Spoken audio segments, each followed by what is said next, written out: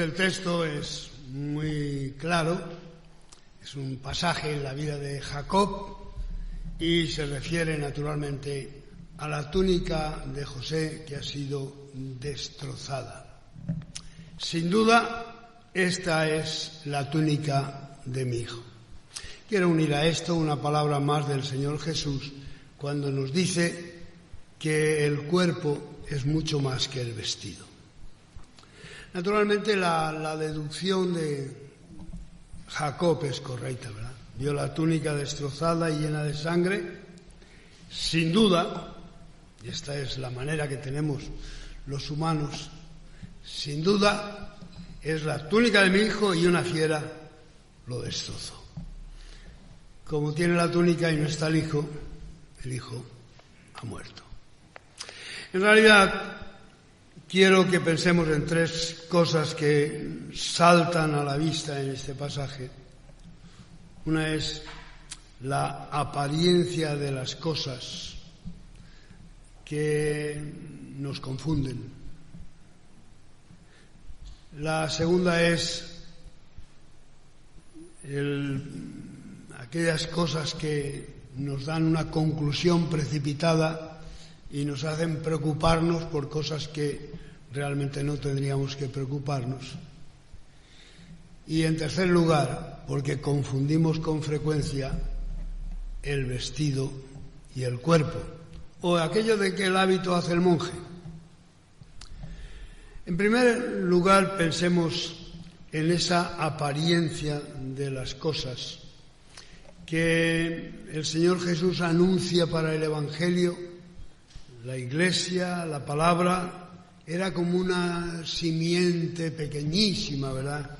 Un grano de mostaza, sin apariencia, sin marcar nada extraordinario, simplemente una semilla que apenas se ve, pero que luego naturalmente lleva un potencial interior que va a desarrollar. Pero viendo la semilla, nadie puede imaginar el resto si no lo conociera, como nadie podría imaginar el resto de lo que ha sido el desarrollo del Evangelio. Y es que muchas veces nos confundimos, y nos confundimos en función de nuestra forma de ser. Voy a tomar dos personajes, podríamos aumentar el número de esas conclusiones precipitadas que les llevan a valorar las cosas de una manera francamente errónea. Vemos un personaje sencillo que quiere pelear contra un gigante que se llama Goliat. Y naturalmente Goliat, que es un bravucón especial de su tierra, que está constantemente instigando y provocando a los judíos, se enfrenta ante un muchacho, chiquitajo, ¿verdad? ¿Tú qué haces a mí? ¿Has venido conmigo a buscarme como si fuese yo un perro con palos? ¿Tú qué te has creído? ¿A dónde vas tú? Goliat pertenece a una familia de gigantes. Parece que las medidas oscilan entre 2,90, que es lo máximo, y 2,30, pero de cualquier manera correspondía a un grupo que en la Sagrada Escritura está un poquitín difundido en varias referencias, los Fiín, etcétera, que son gente de una altura considerable, llamados gigantes, y siempre se le había visto, pues naturalmente, como si fuese una raza pues de enemigos, ¿verdad? Y por esto, frente a ellos, el pueblo de Dios siempre tiembla y trata de encontrar una solución. Pero aquí un muchacho, David, decide enfrentarse al gigante, y el gigante le desprecia, porque ¿qué puede hacer este muchacho? Allí está el hombre que es un gigante, un soldado, pertrechado con los aparatos de guerra y de lucha, muy exitoso, ¿verdad?, en todas sus gestiones, y se ríe del pobrecillo aquel. ¿Qué puede hacer un chaval como David, rubio, imberbe casi. Pero todos sabemos la historia. Se había precipitado considerando aquella cosa tan pequeña que era un jovencillo, sin ver toda la grandeza que había detrás. Su presunción, su orgullo, su autosuficiencia le coloca en una posición que le impide ver la realidad de las cosas. Quiero hacer esta mención porque después, naturalmente, es la condición de Jacob la que nos va a determinar las reacciones que aparecen en el texto. Pero es el orgullo y la prepotencia de este hombre lo que le impide ver la realidad del muchachito que tenía delante, que precisamente aquello que apenas destaca va a acabar con su vida y su poderío y su ejército. David. Hay un pasaje que nos afecta más directamente y que después también utilizaremos para la otra aplicación del texto, y es un hombre que se llama Job. Si leemos el libro de Job, es impresionante la crueldad que pueden tener los religiosos. Job es un hombre justo, bueno, prudente, un hombre que se pone a prueba porque se desarrolla en un prólogo que introduce 5 escenas donde está justamente el Señor y Satán discutiendo sobre su vida, una escena en el cielo, otra escena en la tierra. Pero el desarrollo del libro va a indicarnos que Job, en esas circunstancias que son incontroladas e incontrolables, pierde su hacienda, sus hijos, pierde todo. Y su mujer le dice: tú cree en Dios y muérete, ¿qué haces todavía pensando y creyendo lo mismo? Pero entonces vienen los amigos, ¿verdad? Y lo ven allí, presa de una enfermedad, lepra, elefantiosis, una enfermedad que le consideraban impuro por ella, sin nada, sin familia, sin dinero, sin ovejas, sin casas, completamente derruido, arruinado, enfermo. Podéis imaginaros, ¿verdad? Y van a consolarlo. ¡Tú eres culpable! Elifaz, Zoar, Bildad, todos tienen palabras de acusación. Todos le pueden decir: tú has dado discursos, tú presumías de bueno, algo malo has hecho. Examínate, sin duda tienes muchos pecados. Esto no puede ser más que del diablo, porque Dios te castiga por malo. Y podía dar todos los argumentos Job, y ellos volvían a insistir: sí, habla, revisa tu vida, si pudieras escuchar de verdad y ponerte delante de Dios. Pero tú estás en pecado de verdad, has hecho las cosas mal, algo oculto tienes en tu vida. Y podéis imaginar la crueldad, de verdad, cuando una persona necesita el alivio y el cariño, porque naturalmente uno puede pecar, y uno puede caer, y uno puede arruinarse, pero se espera de los religiosos una palabra de caridad, de afecto, una mano tendida para levantarte, una palabra que consuele un poco el dolor de tu corazón, un poco de bálsamo para aliviar tus heridas. Pero no hay nada de todo eso. Es que son de ninguna manera inamovibles, porque la religión es la religión, la justicia es la justicia, la fe es la fe, Dios es Dios, y nosotros estamos aquí para establecer lo que Dios dice y aplicarlo, y por lo tanto somos los jueces de aquel que está pecando. No hay misericordia, ¿verdad? Ni perdón ni piedad, porque naturalmente queremos tener una nación santa, un pueblo santo, y eso es que será que Dios nos bendiga, pero si hay malos, esto no camina. Naturalmente no quiero insistir en esto, porque conocéis en la historia de la Iglesia la cantidad de veces que se ha aplicado esa justicia divina para ajusticiar a personas nobles, en fin, la Inquisición y las inquisiciones personales que hacemos nosotros, nos hablan elocuentemente de todo esto.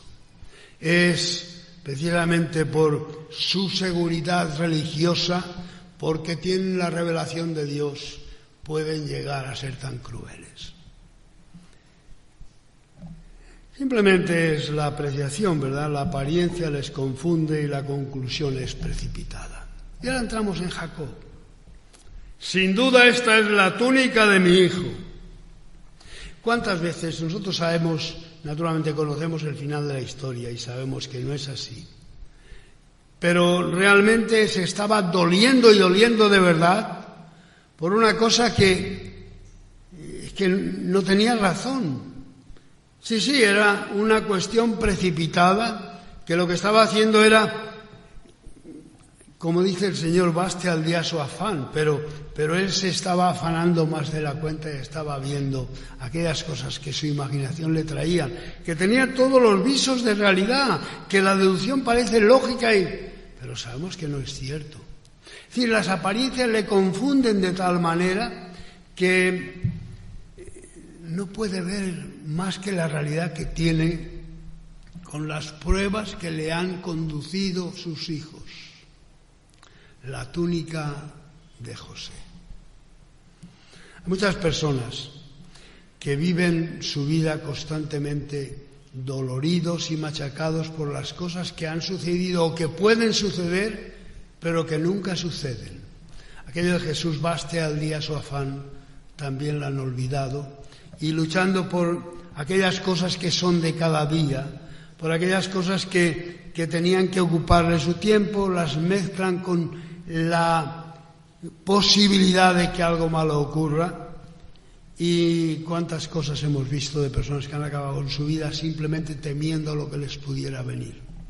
No tengo en mi mente personas muy significativas que no quiero utilizar, pero que en realidad es el tipo del hipocondriaco hecho realidad, que ve una manchita y se piensa que es un cáncer y ya se ve que al otro día estará en el hospital y pronto se va a morir, y a través de eso construye su vida, y cada vez que surge una cosa está pendiente porque ve unos síntomas e inmediatamente se hace un castillo.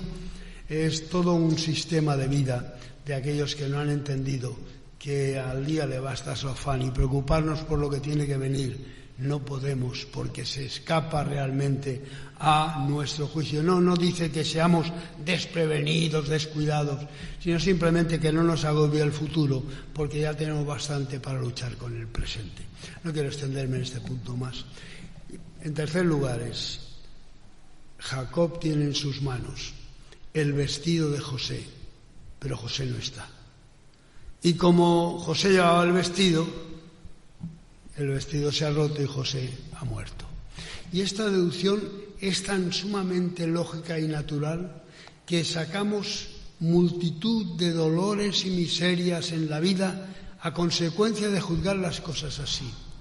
Y naturalmente tiene que ver con nuestra vida, con la vida de nuestra Iglesia y con la palabra del Señor.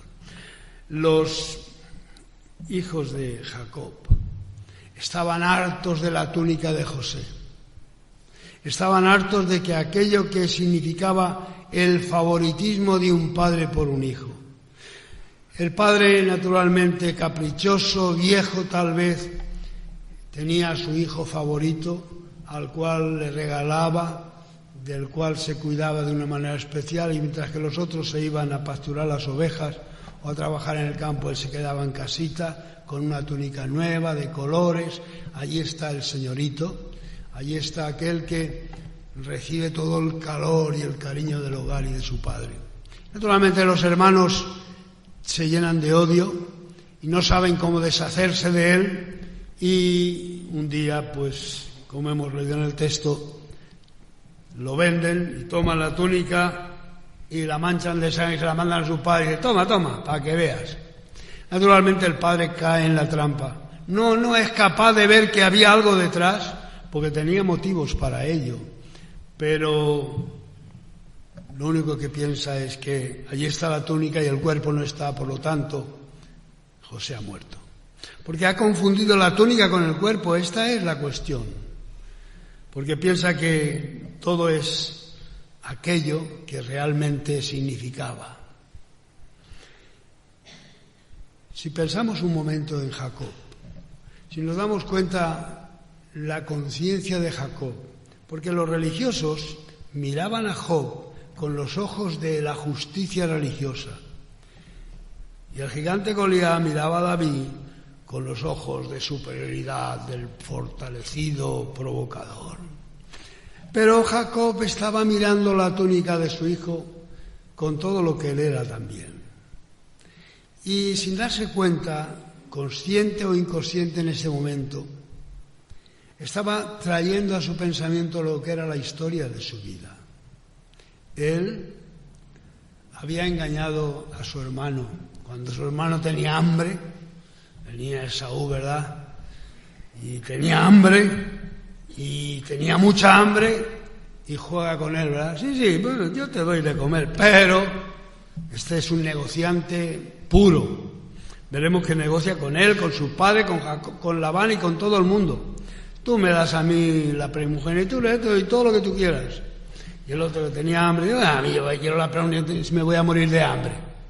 Y lo engaña. Simplemente la palabra de Jacob, que significa suplantador, es el que siempre le quita el sitio a otro, el que está suplantando. Y naturalmente ahora le engaña para arrebatarle la primogenitura. Pero con su padre hace lo mismo. Llega a su padre, ¿verdad?, disfrazado, y le ponen una pielecita para que vea que tenía vello como su hermano, y le dice a su padre una mentirilla un poco gorda: el Señor me ha puesto delante de mí esta caza que te traigo, ¿verdad? Y está lo que el Señor, el cabrito que Dios ha puesto para que yo te lo traiga a ti. Naturalmente estaba usando el Dios en vano, peligrosamente, el nombre. Pero había engañado a su padre, y su padre le bendice.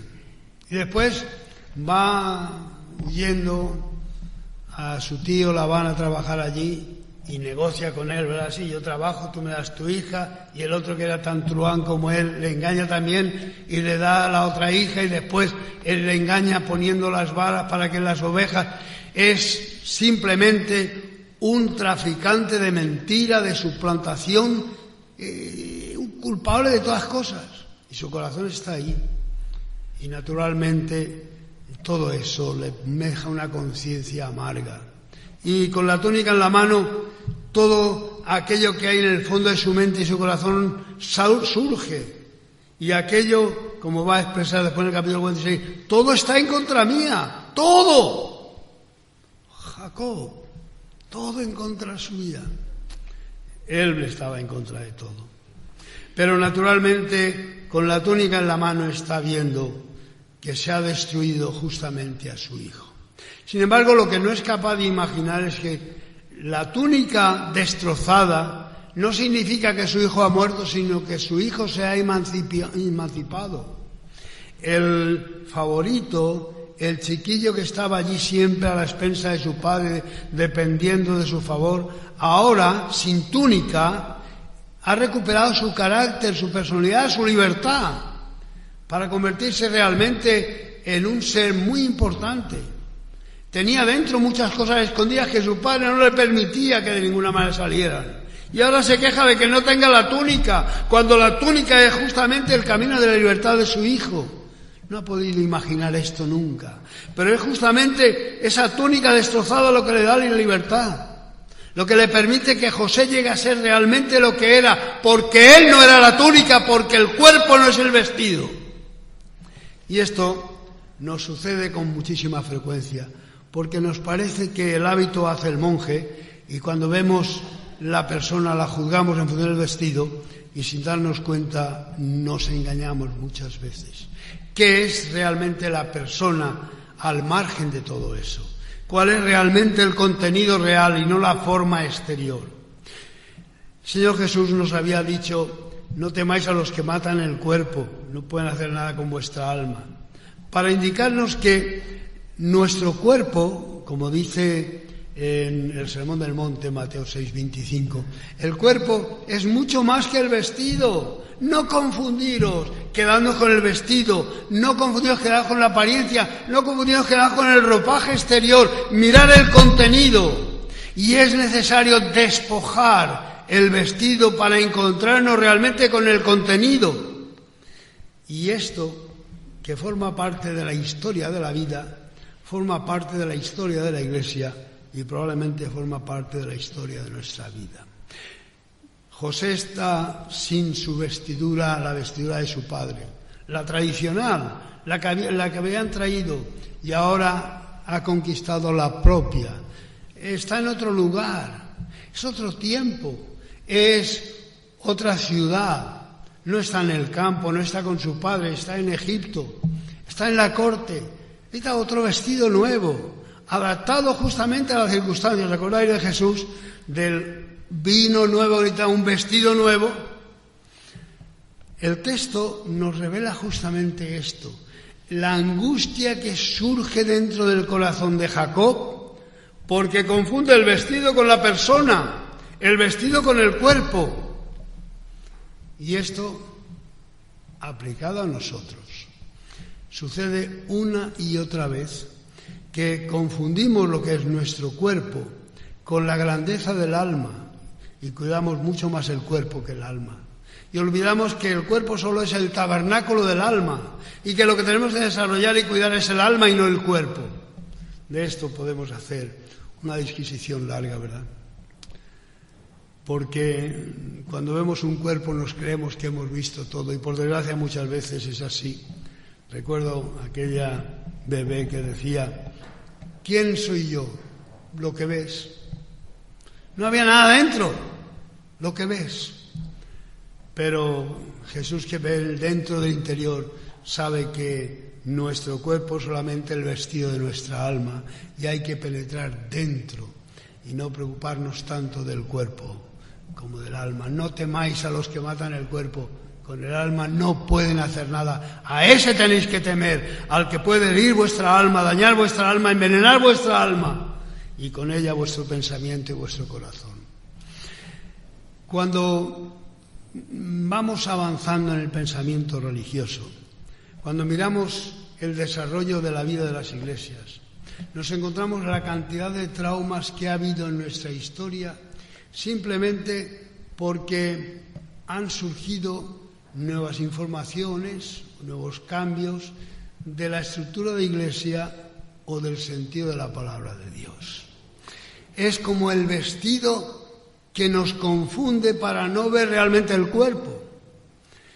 Naturalmente, la iglesia, cuesta mucho todavía en algunas iglesias quitarse el velo, pero no hace mucho que se llevaba también aquí, el velo. Es que lo dice la Biblia. Y olvidamos que el velo es simplemente el vestido y no el cuerpo. Pero porque ya no se lleva el velo, pues naturalmente estamos perdiendo algo esencial. No solo el velo.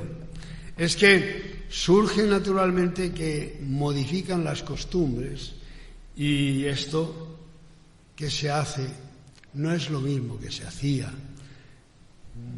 Por supuesto, yo recuerdo cuando era pecado ir al cine. Lo recuerdo perfectamente.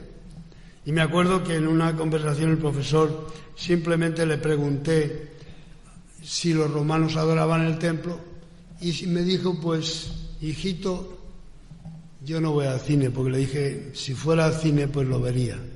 Pero yo no voy al cine, y no sabía cómo adoraban los romanos. Y así era pecado, y tantas cosas que recordáis de la estructura de vuestra historia, de la forma que teníamos relacionados con la iglesia. Naturalmente, como eso cambia, parece que la iglesia cambia, y parece que todo se modifica. Estamos en el siglo XXI, no estamos en el siglo del Señor Jesús.